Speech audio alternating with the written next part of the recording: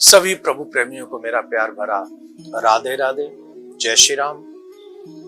इस वीडियो में हम चर्चा करेंगे महाकुंभ के विषय में, महाकुंभ के संदर्भ में। जिस समय देवगुरु बृहस्पति वृषभ राशि में जाते हैं और सूर्य मकर राशि में जाते हैं, तब जाकर ये शुभ समय आता है हम सभी सनातनियों के लिए, जिसे हम महाकुंभ कहते हैं।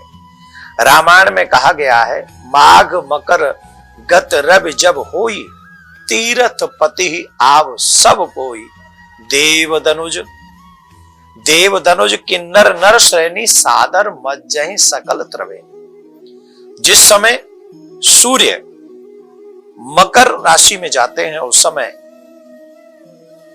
महाकुंभ का दिव्य आयोजन होता है। और ये जो महाआयोजन है कुंभ का, ये साधारण नहीं है, बहुत साधारण नहीं है। ये बहुत बड़ा, देखिए क्या होता है, जब तक हम अपने धर्म को जानते नहीं है, वेद पुराणों को समझते नहीं है, तब तक हमारी समझ में ये सब चीजें आती नहीं है। लेकिन जब समझ में आ जाती हैं तो फिर बहुत महत्व बढ़ जाता है इनका। ये सिर्फ एक सनातनी मेला नहीं है, सनातनी लोगों के लिए एक उत्सव नहीं है, इसका बहुत बड़ा फल है। शास्त्रों में पुराणों में कहा गया है, अश्वमेघ सहस्त्राणि वाजपाई शतान च, लक्ष्य प्रदक्षिणा भूमे कुंभ स्नानेन तत्फलम। जो फल 1000 अश्वमेध यज्ञ करने से प्राप्त होता है, हजारों वाजपेयी यज्ञ करने से जो फल प्राप्त होता है, और 1,00,000 बार पूरी पृथ्वी की परिक्रमा करने से जो फल प्राप्त होता है, वो फल मात्र कुंभ के स्नान से प्राप्त हो जाता है। वहां कल्पवास करने से प्राप्त हो जाता है। वहां जो मनुष्य आप अपने कल्याण के लिए जो वहां पर निवास करते हैं, स्नान करते हैं, हरिनाम गुणानवाद करते हैं, जब देवता भी मनुष्य बनकर आते हैं, तो सोचिए 1,00,000 बार आपने पृथ्वी की परिक्रमा कर ली, इसका इतना बड़ा फल है। आप लोगों ने देखा राम कथा के माध्यम से, चाहे वाल्मीकि रामायण हो चाहे रामचरितमानस हो, इन दोनों में प्रयागराज का विशेष वर्णन किया गया है। जिस समय भगवान श्री राम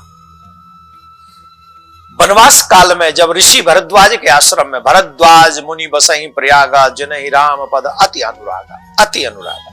जब भरद्वाज ऋषि के आश्रम में जाते हैं, गंगा में स्नान करते हैं, तो इसका और भी महात्मा बढ़ जाता है। भरद्वाज ऋषि ने भी कहा है, जो इस समय कुंभ के समय या मकर संक्रांति के समय इस त्रिवेणी में स्नान करेगा, उसे पृथ्वी के समस्त पुण्यों का फल प्राप्त हो जाएगा। कितनी बड़ी बात है। और इस कुंभ का प्रादुर्भाव कैसे हुआ, जरा हम आपको इसे विस्तार से बता देते हैं। जब देवताओं को ऋषि दुर्वासा ने शाप दे दिया, तो वो श्रीहीन हो गए, उनका अमृत तो नष्ट हो गया। और जब उनका अमृत तो नष्ट हो गया, उस समय देव गुरु बृहस्पति के कहने पर दैत्य और देवताओं ने, नारायण के कहने पर दैत्य और देवताओं ने समुद्र मंथन किया, और समुद्र में जो अमृत निकला, धन्वंतरी जब अमृत कलश लेकर आए, कलश माने कुंभ, जब उस कुंभ को लेकर प्रकट हुए, तो दैत्य और देवता एक दूसरे से छीनने लगे। और जब इसको छीनने लगे, तो 4 बूंदें उस कुंभ में से गिर गईं, और वो 4 स्थानों पर गिरी, हरिद्वार, उज्जैन, नासिक और प्रयागराज। इन्हीं 4 जगहों पर सनातनियों का कुंभ लगता है। और इस बार जो प्रयागराज में कुंभ है, 144 साल बाद ऐसा शुभ मुहूर्त आया है। कितनी? 144 साल बाद। तो हम सभी सनातनियों के लिए ये मंगलमय है।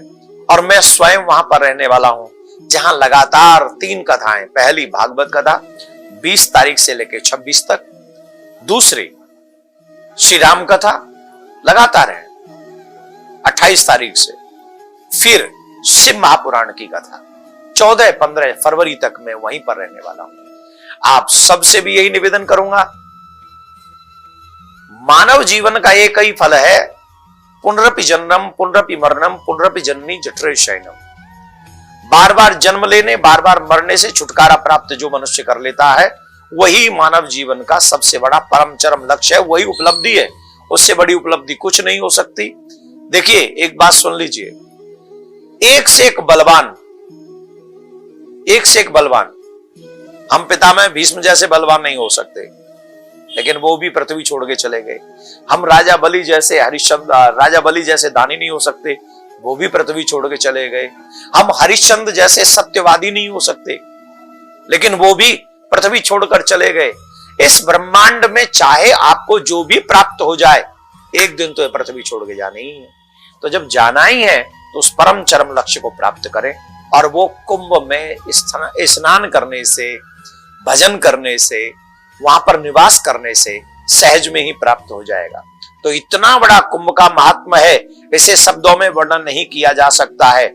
जो इस कुंभ में धार्मिक, इस कुंभ में जो स्नान करते हैं, उन्हें सब कुछ प्राप्त हो जाता है, मुक्ति तक प्राप्त हो जाती है। तो मैं जा रहा हूं महाप्रयाग कुंभ, आप भी आइए।